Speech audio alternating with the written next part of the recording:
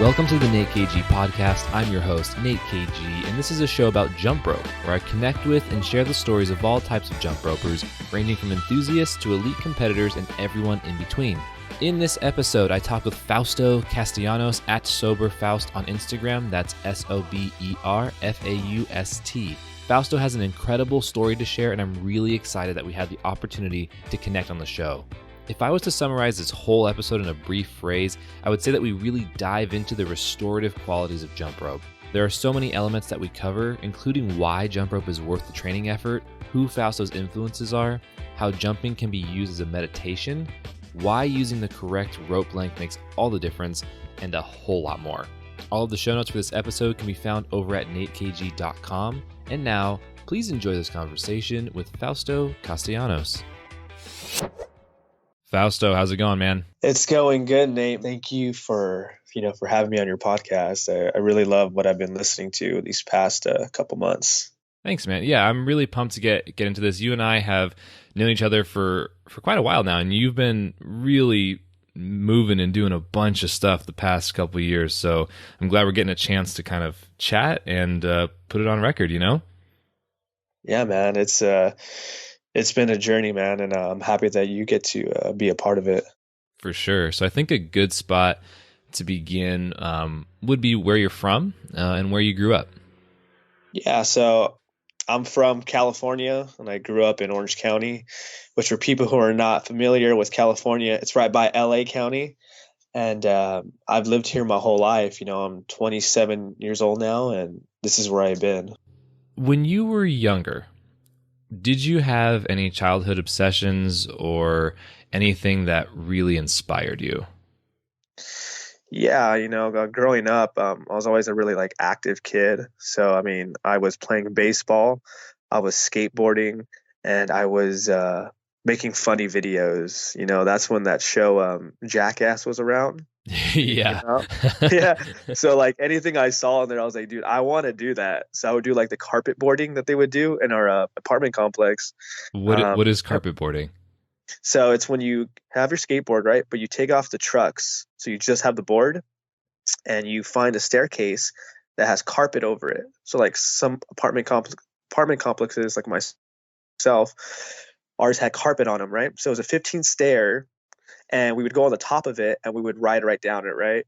And I remember when we did it, I literally fell on the top and flew all the way down to the bottom and hit my head. What? So that makes a lot of sense why they did that on Jackass. Sounds super dangerous. It was, yeah. It was super dangerous. I heard a lot, yeah. Oh my gosh. Yeah, those were my childhood obsession. Just always being active, funny stuff, and sports. What was it? I can see the appeal to skateboarding. I can see how that matches with the Jackass stunts and stuff. What was it about baseball that you liked? From what I remember is my mother told me when I was 3 years old, I guess I threw a tennis ball over a house. So they were like, dude, you got to put that kid in baseball. So they put me in baseball, I want to say when I was 6. That's how I got into it. And I liked it. I was good at it. So because I was good at it, I stuck with it. I was never that kid that cried if we lost a game or got angry. I was kind of just, having fun, and I loved it. So I did it for a couple years, and being really good at it. I got to all-stars. I was always on the good teams, and so that's kind of what drew me to that. What age was that? That was from probably 6 to 13. Okay. What about you? What were your childhood obsessions? Well, actually, as it turns out, I did play a little bit of Little League baseball back in the day. Oh, no way. Yeah, I when I was really little, and then before that, I played basketball when I was in preschool, but that was just one season because I was not into it at all. But yeah, I did play baseball a little bit, and that it was fun to be around people, but I really did not enjoy the sport for what it was. But I did that for a couple of seasons, and then went into skateboarding, and eventually just jumped into jump rope. But when did you? Let's kind of move forward. And when did you find jump rope, and why did you start jumping? I started jumping rope obviously in elementary school because we would have it for like PE, double dutch, um, regular jumping. But at that point, I never took it serious. I was more the kid that didn't want to do nothing active in PE because I thought it was cool not to. Mm, mm-hmm. So wouldn't do it. But then fast forward, when I was about 19 or 20, I was at the gym, and this is when I was into bodybuilding, and my cousin had a jump rope, and I view this cousin like as a brother to me. Anything he did, I wanted to kind of gravitate towards. So he pulled out his jump rope, he's jumping rope, and he's like, "Hey, you got to see this video." I'm like, "Okay." So he shows me a YouTube video, and it's Buddy Lee jumping rope for like a CrossFit event. Mm-hmm. And he shows me it, and I'm just like, holy crap, like, what did I just see right now? I was like, show me again. He Mm-hmm. shows me again, and he goes, yeah, this is actually his jump rope that I'm using.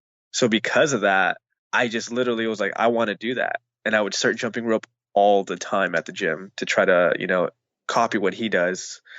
And that's how it happened. So at that point, what was your fitness routine outside of jump rope? So what kind of sets and reps were you doing in terms of for the bodybuilding stuff? And then what did your jumping rope look like? Was it just, an hour of free for all, or was it structured in any way? Yeah. So, I mean, like, one thing I've learned about myself is I do not know how to structure my life or have discipline. So normally what I was doing for my routines, it was always different. I would try to keep a workout routine that I would find online, maybe, doing like 4 sets of 10 to 15 reps, maybe do about 6 workouts that day. I would try to do that, but I would never be able to stick with it. So when it came to the jump rope, it was kind of the same thing. It was more just like I would do the jump roping based on a feeling. So I would literally just play some music and I would just jump and jump and jump until I got tired. And that just consisted of, like double unders, crossovers, moving backwards, forward, side to side, and just going with the music. When you were learning those skills, like the swings and the crosses and doubles and stuff, did you just go for it and try again and again and again until you got it? Yeah, yeah, that's exactly how I do. I'm really good at kind of like trial and error. Like I'll Mm-hmm. watch it Mm-hmm. and then I'll like a how-to video or something, and then I'll just implement it over and over and over until I get it. And then I've kind of learned that once I kind of get it once, I'll be able to do it again and again and just stick with it until it gets easier. Mm-hmm. What about like for you? I know you've been jumping for a long time. For you, I guess in the beginning of your jumping rope, did you kind of was it easy for you to structure routines knowing that it's going to work out long term, or did you kind of just figure out your own way of doing it because you loved it and it ended up working out? Yeah, when I first started, I had a team with me, and so we would all bounce ideas off of each other and watch each other, and then just pick it up that way, which is a very, very common thing in competitive jump rope, is just to learn by osmosis. But as I started to do higher level skills, once I got into complicated triples, some quads, some more intense strength skills, I started to really dial in. And it was a very elementary version of kind of the way I approach things now, but I really would dial in on a specific video and watch it frame by frame and look at where is this person's hands? How are their elbows, placed? Where are their feet? What's their upper body doing? And breaking everything down that mechanically. I didn't think it through that, that articulate. I didn't think that those words to myself, but the way I was approaching it was very much that process. And so I would take those little pieces that I saw and apply them. So I might practice and literally just practice a couple reps of putting my hand in one place and adjusting that. So I would kind of ignore the rest of the skill and really dial in on like, where are my hands, right? And not really care where my feet are or if I even made the skill. But a lot of times, because I would do that, that would unlock the skill for me. So yeah. You say that you don't have that much discipline in terms of a structure, but jump rope requires a lot of discipline to go in and to take a beating and then keep going and going and going. What is it about jump rope that makes it worth it for you? That's a good question. And I think For me, what it is, it's kind of like, when you do something and you and you love it, you, it's just like it's comes so naturally to do something, like Hmm. I think like, we need water to survive, so we don't question drinking the water. We just grab the bottle of water, we drink it, we know that we need it, it feels good, makes us feel good. Kind of like the jump rope's the same thing. It's not that it's just something that's not hard for me to do. When I pick it up, I don't see it as like a job. I don't see it as something that I need discipline to do. It's just I pick it up and I just feel connected. I feel happy. I feel joy in it. And it's like it really gets me out of myself, and I think that's why I'm able to just do it. It's hard to explain, but like I literally wear my jump rope like an outfit, I would say, Hmm. wraps around my body, and I take it to grocery stores, I take it to work, I take it to in the car with me everywhere I go, and I just use it. It's just Have natural you for me to. have you ever been frustrated while jumping? Oh, every single day. Every day. And I think that's gonna be my next question with you too. But like for me, it's like there's just days that I feel like my jump rope's heavier, And I'm like, why does Hmm. my jump rope feel heavier today? Like, do I need to take a rest day? Do I need to like stretch out first? Maybe if I hit some shoulders, like lateral raises, it'll make the jump rope lighter. Maybe I need a heavier rope before. And then I'll do it, and it's like it still feels heavy. So then I'm like, maybe I need to cut the rope shorter. And then I cut the rope shorter, and it ends up not fixing the problem. Like crap, I cut my jump rope shorter now. Now I need to get a new rope and remeasure it because that wasn't the problem. So Wait, that's so let's stick on this for a second. So when you do, how often does that happen? man. I think I want to say it happens. Uh, I think it happens frequently when I try to better my technique or when I try to get a video for Instagram. It's like weird. It's like when I'm trying to do something and not just letting it happen, that's when I notice it. Are they still the exact same skills, or are you training different skills? Oh, it's the same skills. It's literally just doing like a basic bounce. Like for some reason, I'm just like, why does the rope feel heavier today? I'm like, dang it! Like I can't make this video today now. Like the rope doesn't feel right. Like crap, what's going on? That's Yeah, it's really weird. interesting. Is that are those days, do you feel sluggish going into the gym at all? No, there's some days it's like it feels like the perfect day. Like I woke up, I had breakfast, I go to work, and it's like I had a great day at work, and like I'm like cool, everything was good today. I have a pre-workout, like a one that I like. I'm like cool, I got this new pre-workout. I'm gonna use this one because I really like it. I take it. I'm driving to the gym with some music, and I'm like, dude, today is the day. Like yes. And then I get on the rope. I'm like, no, it's not today. I'm like, what's going on? That's actually pretty funny. I wonder if, and I'm not sure. I'd have to see you jump on this day or whatever. Feel free to send me a video later if this happens again. But I wonder if it's because if you're trying to do better form and if you're trying to be more precise, you might actually be physically lengthening the rope by keeping your hands a little bit closer into your body. I mean, it depends on what you're doing. I'd have to see it, but I wonder if that's what it is. I have no idea. I'm gonna have to jump with you and be like, "Hey, it's happening right now. What's Yeah, going on?" exactly. Yeah, we should do that for sure. What about like for you? Do you get frustrated? I mean, I'm sure you do. What do your frustrations look like when it comes to jumping rope? It's changed now. It's changed now versus back in the day, just because of the skills that I work on. So where I used to do single off, like, or if I used to do like one skill at a time, that was a different type of frustration than now. Not only are the skills harder if I'm going for one skill, but I also do a lot of sequences and combinations. So the frustration with a sequence or a combination is, depending on how you create it, it can be harder or easier. So if I put the hardest skill at the beginning, it's all downhill from there, so it's easier to do the combination. But if it's 15 to 20 seconds of a combination, if you miss at any point, it's a really big bummer. And you can imagine getting through, a good example is maybe 10 triple unders or quads in a row, and you get through 9 of them and you miss on the last one. That's like, Mhm. come on, Yeah, you know? I know, I know that feeling. Yeah. But then the other type of frustration is doing something that is legitimately just a lot harder. So a good example of that would be if I was to do a triple under frog, so if had the rope go under me 2 times in the air, and then I landed on my hands in a handstand. Like I can do that skill, but then I might want to level it up a little bit and add a cross open and then land. So cross open, triple under frog, which is,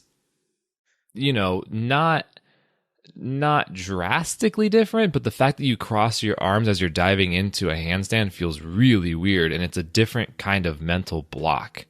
Does that make Are you sense? are you crossing and landing with your arms crossed? Are you crossing and opening up your hands before you land? Crossing and opening up. Yeah. Crossing and landing in a cross. I've done that before, but not in a double under or triple under frog, because it's really weird, and like mechanically I wouldn't recommend that to anyone unless you really are trying to try something insane, because it's so weird to land like that. But the difference now in terms of frustration is more of mental blocks and less of technique, if that makes sense. Whereas like learning, a toad or a Kruger is okay. I need to place my hands here. I need to figure out how to keep my chest up. I need to keep my legs up and not drop them.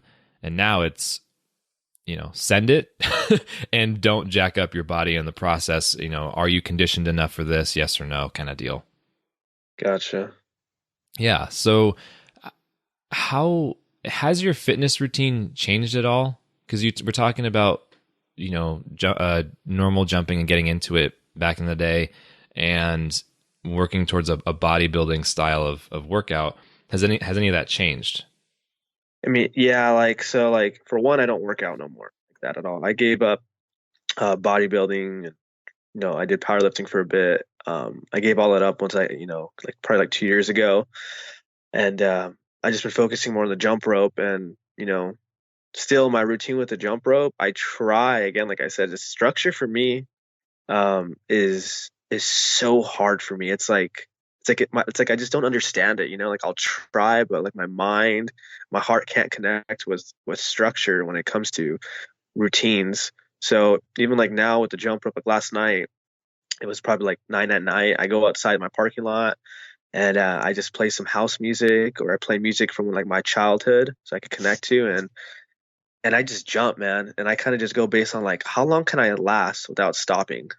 That's like my routine, like how long can I last? And sometimes I'll go an hour straight without stopping. And it's just a mixture of literally going around the parking lot, forward, backward, crossovers, side swings, squat jumps, double unders, triple unders, double crossovers, EBs, just handstand ones, and just going for an hour, and really focusing on like more of like breathing and staying relaxed and having fun and really seeing like how far can I take this, and like sometimes I go like I wonder if this is hard for people to do, to add up all these things probably at like, 3 RPM, 4 RPM sometimes in that routine.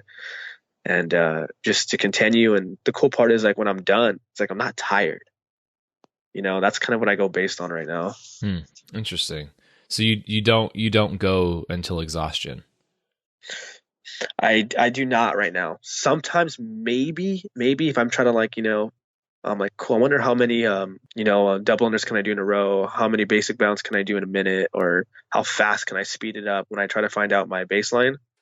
When I do those, I'll go to exhausting. But when I go all out sometimes too, I don't usually get exhausted. It takes me a while to really get exhausted. So do you time your jumping to the music? You said 3 to 4 RPM, so revolutions per minute. Is that all based on the music and how the beat is? For the most part, sometimes I will. But normally what I try to do for me is just like, so I kind of have an idea what my baseline is and I know my speed. So I try to keep that speed to whatever music that I'm going to. Like I try to keep that because it's like a house mix, so it's constantly upbeat. It's the upbeat. It's like an hour mix, so and I just try to keep that speed the whole time. Is jump rope meditative for you? Oh, huge, dude. I think for me, and this is just my opinion, I think jump rope is a form of meditation because I've seen how it's helped me with my mental health and with my focus and just life, and because when you think about it, it's like when you're jumping rope, you're so focused on jumping rope, You're not focused on what am I have to do later on, what did I do yesterday, or you're present.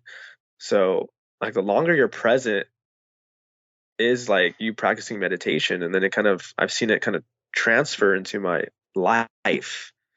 So I think that's a big reason too why I like it. It's kind of like cool. Every time I jump rope, I'm gonna feel better, and when I go out in the world, when I'm at work, when I'm with my significant other, and when I'm with my family. So I think that could be probably a huge reason why, for some reason, my heart is so connected to it.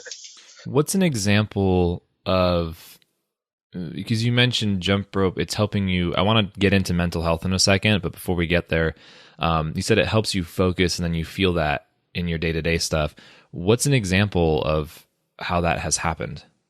Yeah. So okay. So here's an example of my scattered mind. I come into my room, right, and the the goal of coming into my room is to read a book, right? I'm like, okay, I'm gonna go read a book. I go into my room and I see my shoes on the floor. Oh, I gotta put those away. So I put those away, and then I go, wait, I gotta go to the restroom. I go to the restroom, and then I go, wait, I'm hungry. So then I go in the kitchen to make some food, and then I go, wait, I need to make a phone call. Then I call somebody, and then I get a phone call after that. My friend says, hey, are you free? And I go, yeah, I'm free.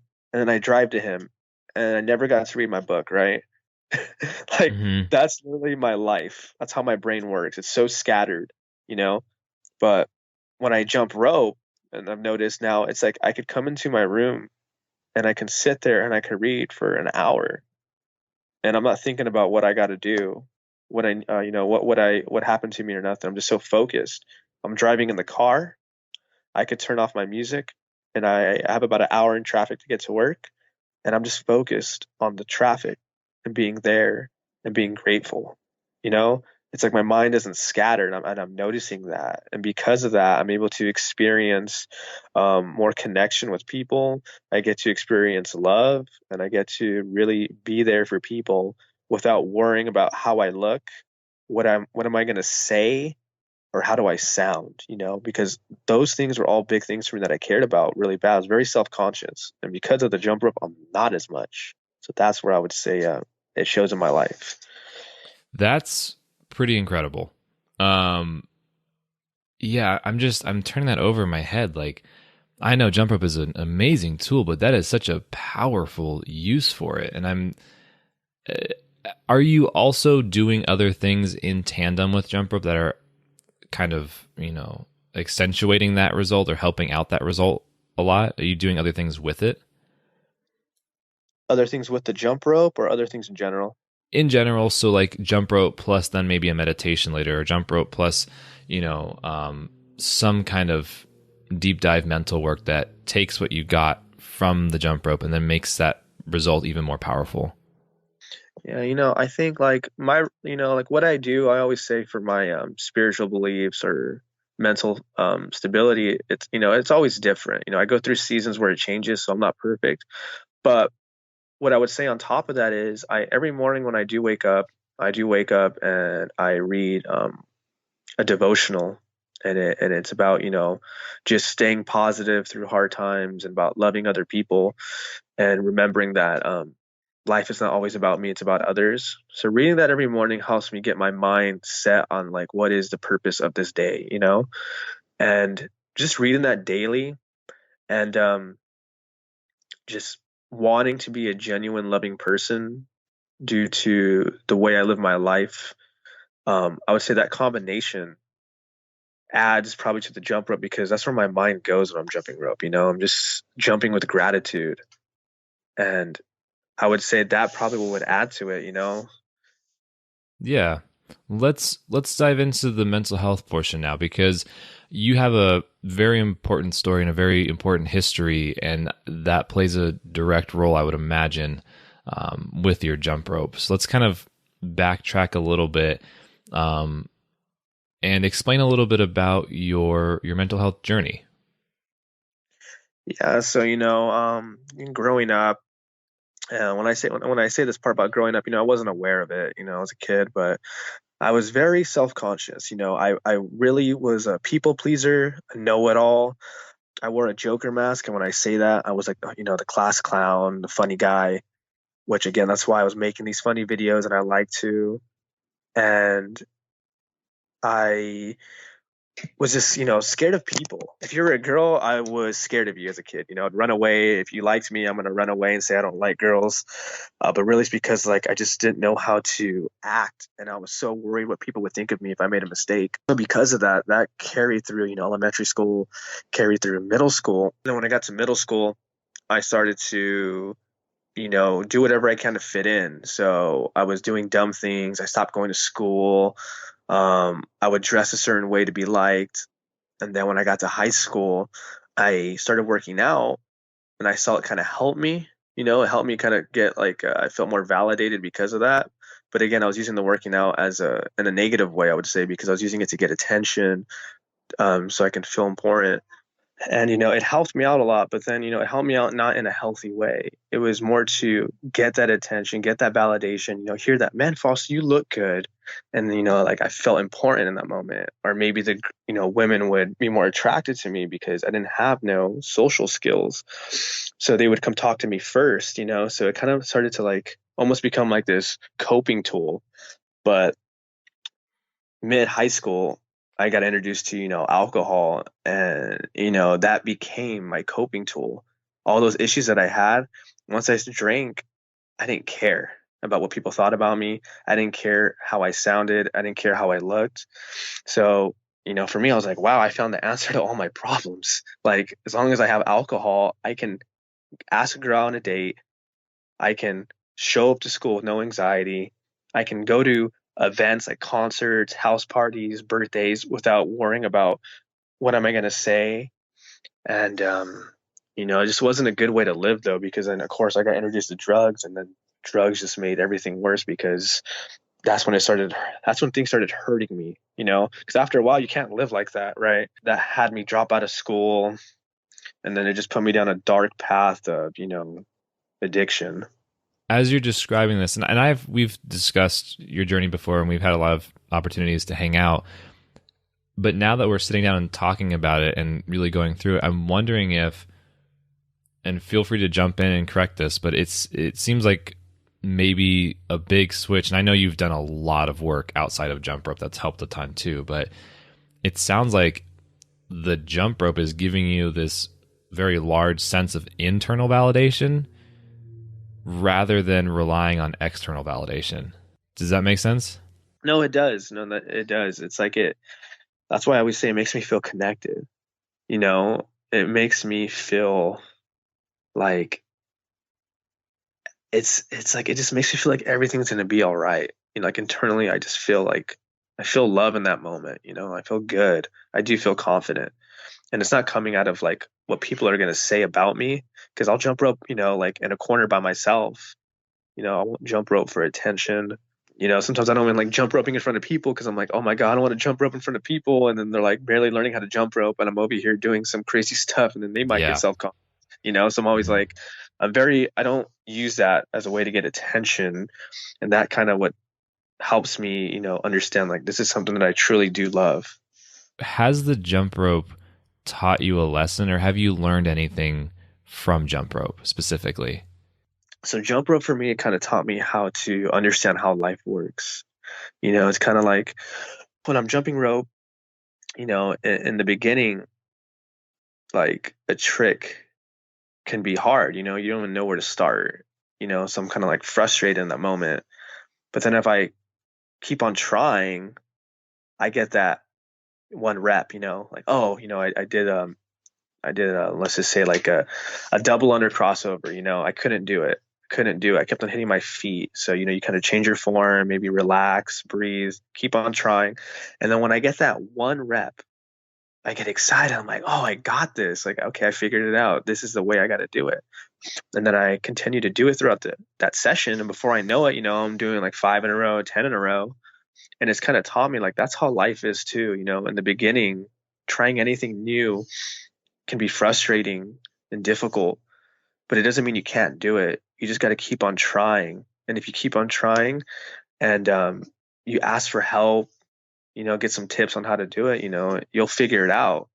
And the same feeling comes with it. When you figure it out, you feel that, like, like that sense of like, like I did it.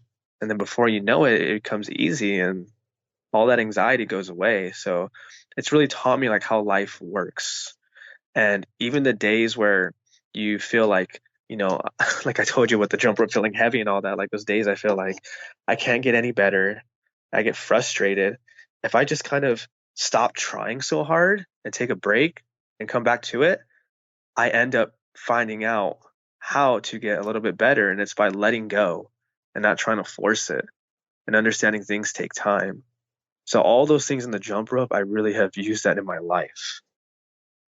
That is such an incredibly important point because, well, on a lot of different fronts, but that idea of trying less and relaxing and taking a moment and pausing is, like you said, a very important life lesson. And it's also really the key to unlock most jump rope skills.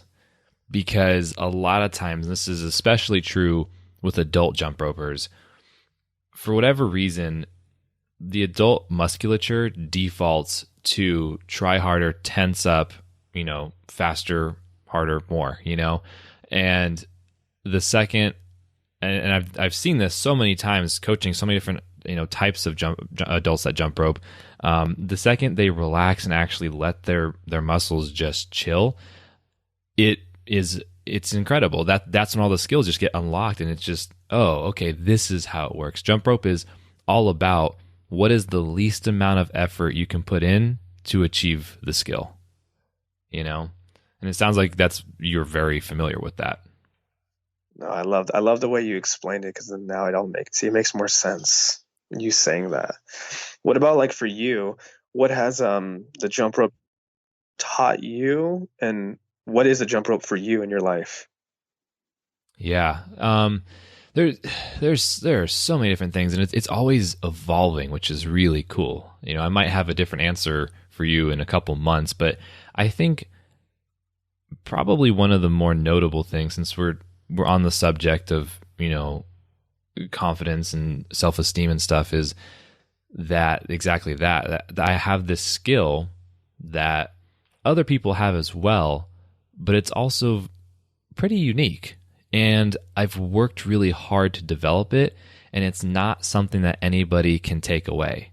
I can take it away from myself by not practicing consistently, and that's definitely been the case in the past, but I know how to work back up to it, and I know how to give myself a skill through hard work, and that gives me a lot of confidence in terms of, oh, like there's this thing that I've achieved, and whether or not anybody else cares about it, it's relatively unique, and I own it, and that's awesome. Yeah, it's pretty amazing, like what you can do on the rope. I see a lot of people jump rope, and it's like, you're right. It's like you look and it's like this guy put in a lot of hard work, and he was able to attain it through the consistency of, over time. It's like you are an example of what hard work looks like. Well, and the funny thing too is, and I really appreciate that, and when I have people comment what you just said or related to that, it's fun to me because I've done it. I know that anybody else can do it.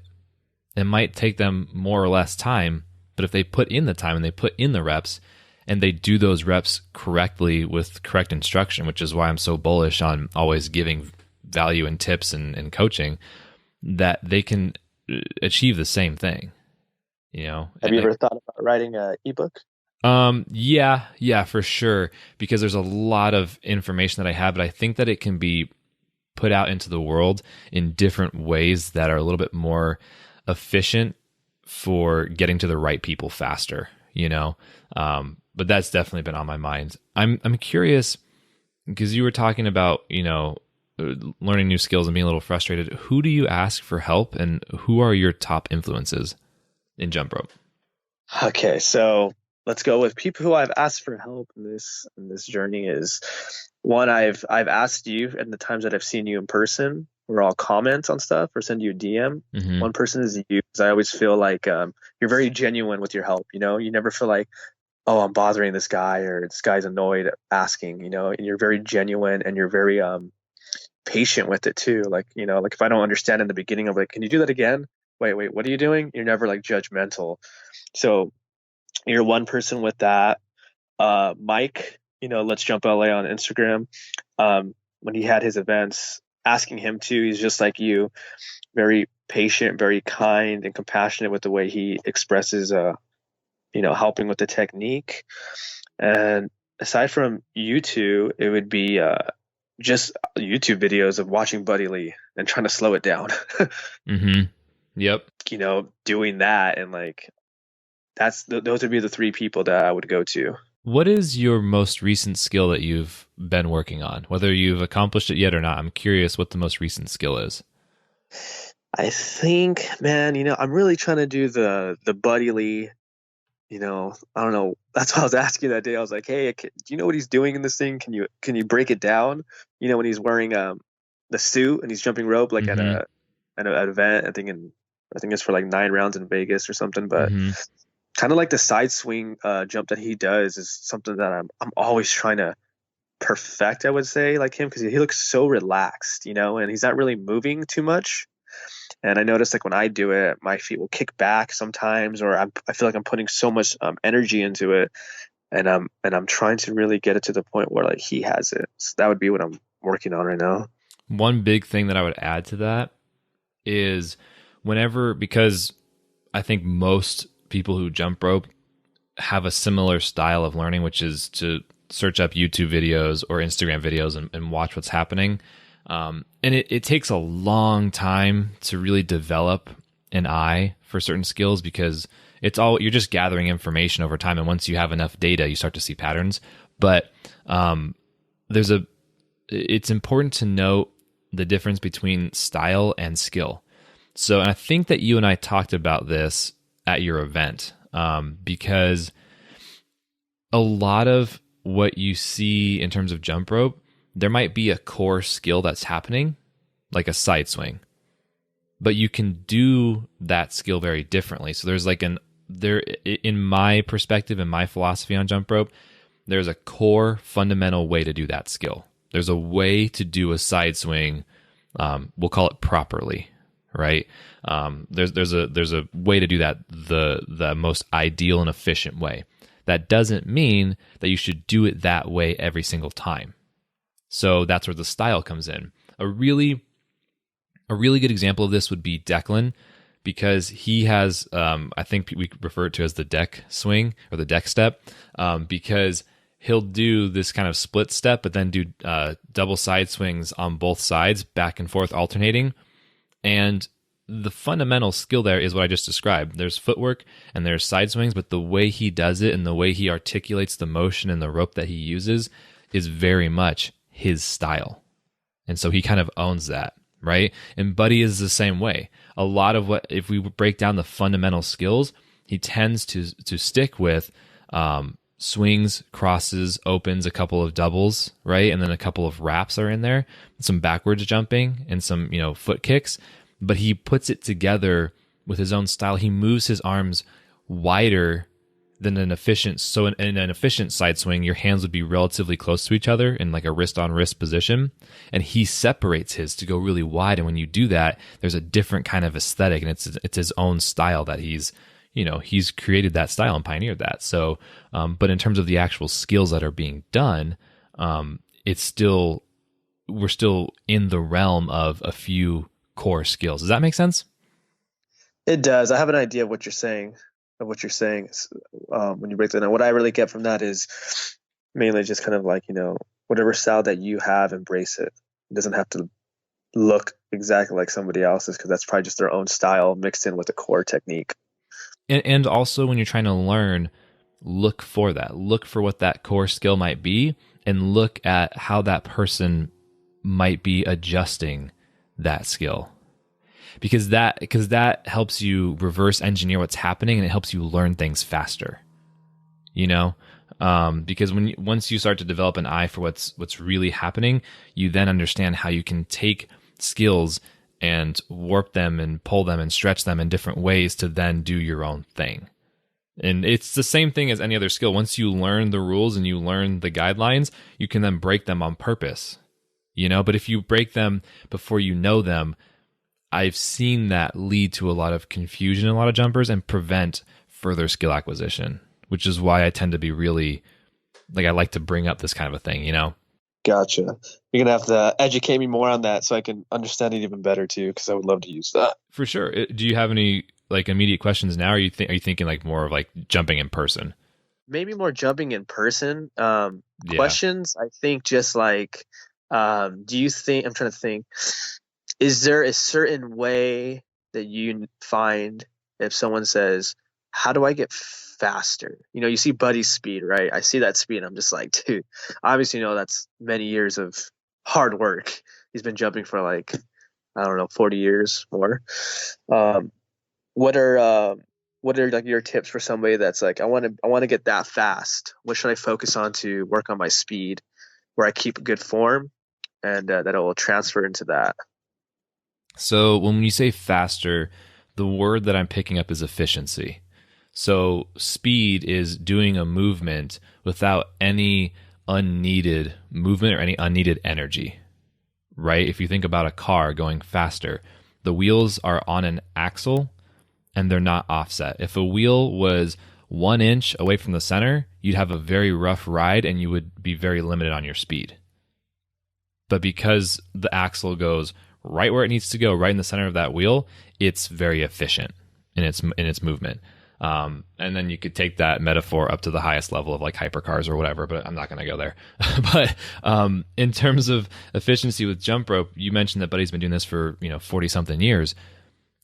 If you've been practicing those same skills for 40 years, what's going to happen?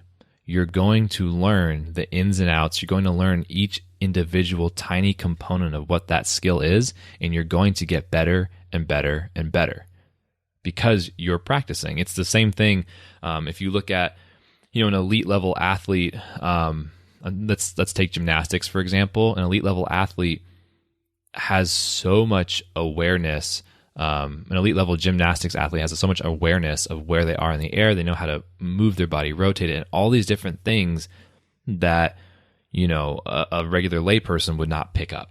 So the more you practice, you're naturally going to become more efficient. But in addition to that practice, if you practice incorrectly, you might solidify and cement bad habits that will prevent you from getting faster. So in terms of moving the rope more quickly, because you're bringing up, Buddy's style, I'll kind of narrow into side swings specifically because that's a huge part of his routine. To get those side swings more efficient, a lot of it has to do with how far your hands are away from your body, away from your midline, how separated your hands are from each other. So we're looking at different components of the body. We're looking at the arm as its own unit. We're looking at specifically just the hands and their placement.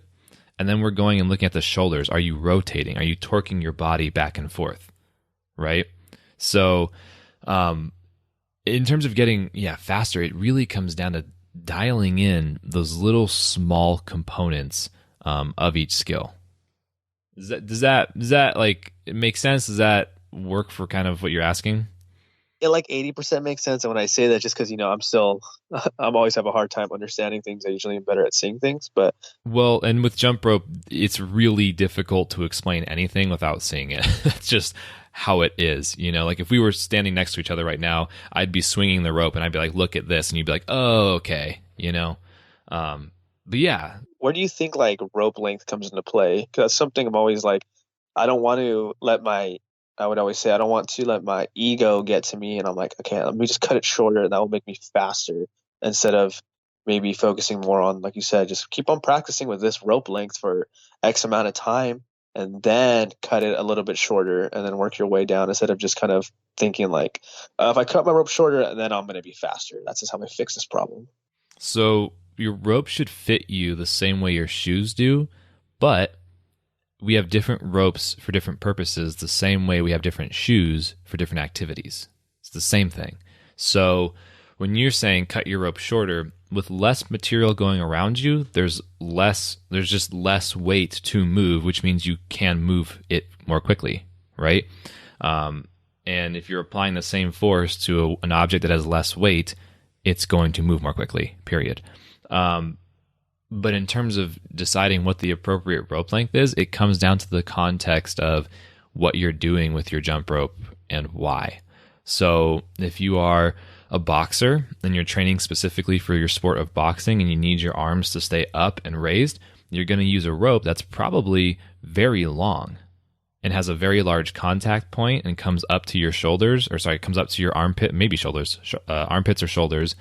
And then when you're jumping, if you have good form, you're going to bring your arms up and raise that rope up so that the loop fits appropriately, and you'll have a lot of tolerance overhead because that's going to give you a very specific style of a specific rhythm, a specific speed, and it's going to help you get really used to a really, really particular type of shoulder burn, keeping your hands raised up. And that's extraordinarily functional for a boxer because they need that stimulus to practice and to simulate that outside of the ring, right?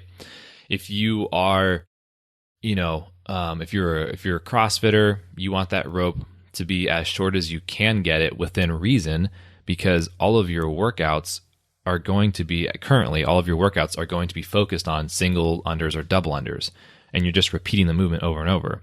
So if you're repeating a movement over and over and over, there's not necessarily a lot of variability. So if you can get really secure and really locked in with your form, and that rope is as short as possible, you're putting in the least amount of effort. And then you can do those skills without burning as much energy. And once you get to that point and you're comfortable, you can be versatile and grab a rope that's really heavy and use that to throw that into your workout to create a new stimulus, depending on what your goals are. And then for freestyle jumping, it comes down to the balance of what types of skills are you doing? Are you doing a lot of crossing? Are you doing a lot of strength skills? Are you doing a lot of multiples? Because each of those has a little bit of a different trade-off. And you can use a rope that's more or less going to work for most things, but each rope is going to feel different depending on what you're doing. So for you trying to go really fast, when you explain that the rope feels heavier and you have the camera turned on, you might be trying to go 50% more quick than normal. And if that's the case, because it's going faster, but the rope length is staying the same, it's going to feel like it's dragging because you're trying to pull it and go more quickly. You know what I'm saying? So in terms of picking out your rope size, if you're doing a lot of different things, I would really recommend having a couple different ropes. Some days you might, like for me specifically, if I'm practicing new quads, I'll use a licorice rope. I might have long handles or short handles. It depends on the skill, but a licorice rope so that I can go a little bit faster and it's lighter and I can feel more comfortable with testing it out. If I'm doing releases, I love a short handle beaded at a certain length because it feels really good.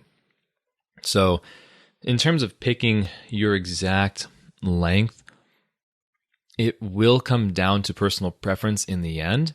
You can start by adding, your height plus 3 feet if you're brand new. If you're getting comfortable, your height plus about 2.5 feet is also a really good benchmark. So that's a really nice place to be in terms of training these skills. But then once you are there, once you've been practicing a little bit, you should play with different lengths and put enough time into it so that you're not, doing 15 minutes and then changing it again. Like actually give it a good run through, make notes. Like how long, like you should know, like my freestyle ropes are 7'8" or 7'10". That's just the length that they are. And I know that because I've measured them, and I've actually measured them by feel. So I haven't used a ruler or anything. I've just measured them by feel, and they've all come out to those exact same lengths.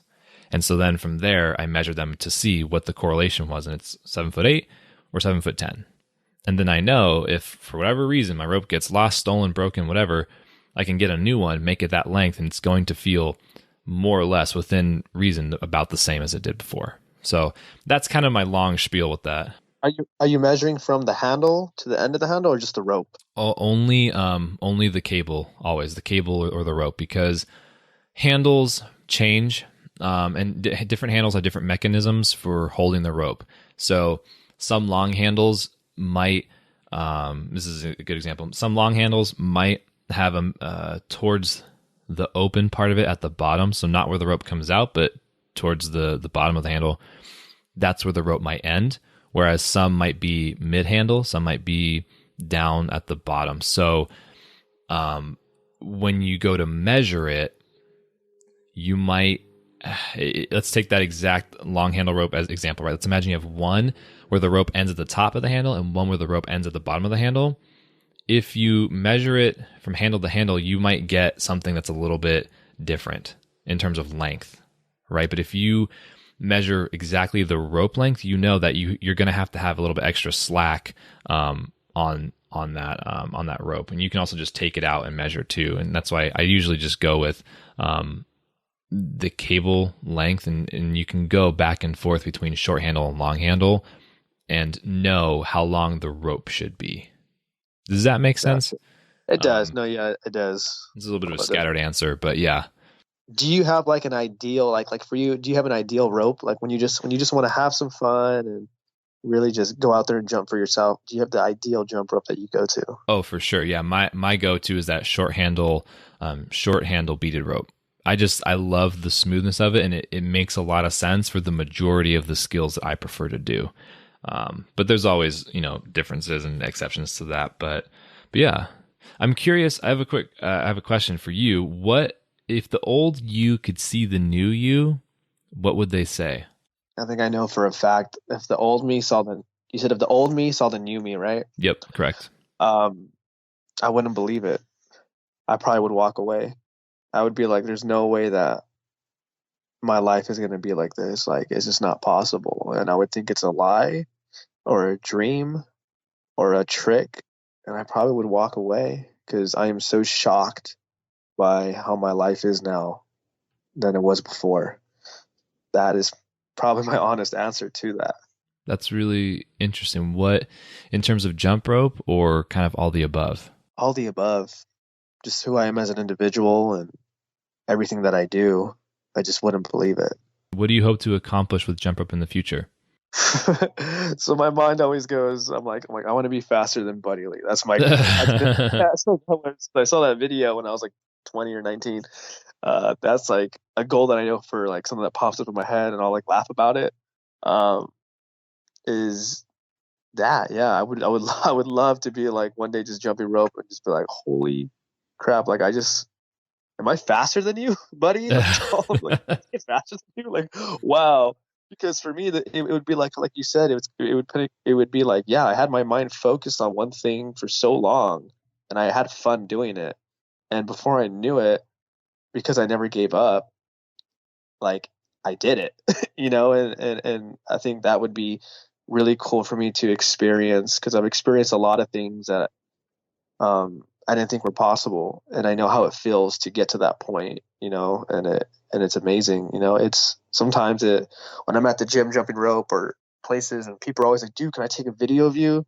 Like, oh my gosh, you're so fast. Like, who are you? Or like, when I get that, sometimes it like hits me. I'm like, I don't realize maybe like how it looks to other people who are just beginning or just people in general that haven't really seen that. And it kind of puts things into perspective of like, wow, I really have put in a lot of work into something. And because I truly, truly love it, it's truly, truly showing, what love looks like. And it's showing through that jump rope, and it's really amazing. And I really love that. Now, we've talked a lot on this subject, and there might not be much to add here, but if there is, I'm curious, what is jump rope to you? And like I said, we discussed a lot of this, but is there anything else that comes to mind? I think for me, a thing to add to it, and again, this is just my opinion and what I think it is. It may change, a year from now. I think jump rope for me, I would say like is my God in a sense of, or people call higher power, or your positive energy, or if you're Buddhist or whatever you are, like what people believe in. I really believe like that's kind of like where I go to feel connected and to just recharge. That's what I think the jump rope is for me. Has become a way to give me confidence and love and opportunity and hope and faith just in my life. And that's what I would say the jump rope is for me. Without it, I honestly think I would be dead without it. I really do. I've had so many times where I feel so alone again, or the old me wants to come out, um, due to the times back in my addiction. And, every time I hop on that rope, it's just like, not today, Fausto, you're going to get through it. And that's what that rope is for me. It's everything. That is honestly truly incredible. It's amazing the power that a simple tool has. It's just a jump rope, but it's not just a jump rope, And what about you? What is the jump rope to you? I mean, it's my life. You know what I mean? It's my identity. It's my life. It's the thing that I know best and want to articulate to other people, so that the opportunity for others to feel what you expressed. You know what I mean? Like I that is the thing that I want to put out there. It is my life. That's rad. Yeah. Well, I don't want to, I want to be respectful of your time. We've definitely had a really good chat. We're already an hour in, which is crazy because that just flew by, man. That was insane. I really, really appreciate you taking the time to chat with me today, man. No, yeah, same here. Again, like I said, I, for one, really appreciate just, meeting you, and I appreciate you taking the time to have, commented on my stuff, liked my photos, respond to DMs, to help me out with things, and to just kind of, include me in the circle of jump ropers when you've had, jump rope meetups with Mike, like all those things have played such a huge part of my journey of my recovery, because, it was kind of like, dude, this jump rope is what helped me. And there's this huge, like community online. And it was cool to like meet you guys in person, and then to see how welcoming you were, and, just loving. It was like, dude, this is so cool. Like, I knew this jump rope was going to like do so much for my life. I didn't think it was going to give me so many friendships, to experience. So thank you for having me on here and just being the person that you are. I'm really happy to hear that you've gotten so much from jump rope, and I really appreciate that, man, in a really big way. So I'm just really happy to hear that. I don't really know what else to say. Like, that's amazing. Thank you. That's all you got to say, man. Just thank you so much. True. All right, man. Well, I'll let you get back to your day. Thank you again so much for being on, and hope you have a great rest of your weekend. And then you as well.